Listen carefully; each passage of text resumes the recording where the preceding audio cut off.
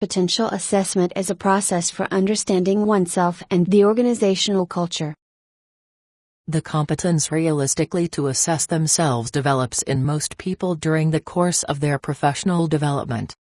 There are many sources which participate in the development of this competence: feedback from others, comparison of one's own behavior with that of others, use of concepts to describe one's own working styles.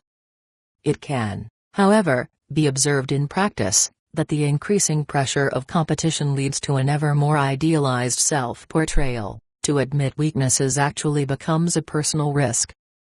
At the same time, the organization's interest in the ability of individuals to assess their own weaknesses is growing. The new risk management in human resource management.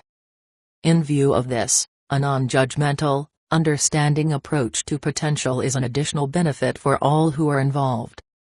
Only valuing people in their entirety makes it possible for a person to observe his own light and dark side. An organizational development-oriented system of potential assessment emphasizes the systematic further development of this competence for self-assessment, for decision-makers as well as for candidates.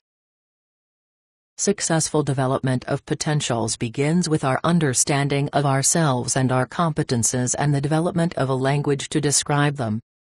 Therefore, in potential assessment we work out, together with the person concerned, a solid picture of his potential with a view to the requirements, in a language, which both he and the leader can understand.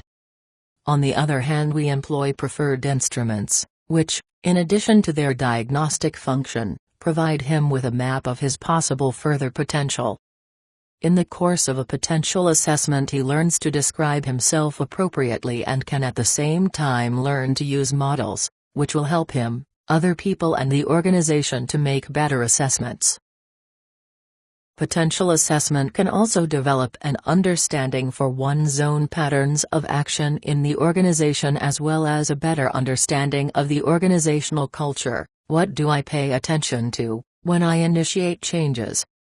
How do I believe that change can successfully occur? How do I deal with opposition? How does the organizational culture match my values and beliefs? Understanding these dynamics between people and organizations expands the diagnostic instruments. Thus, for example, the person concerned may himself be very suitable for a function. But a comparison with the existing dominant organizational culture can nevertheless identify a significant cultural difference, which can be a valuable input for both sides. Thus, potential areas of conflict can be understood in advance.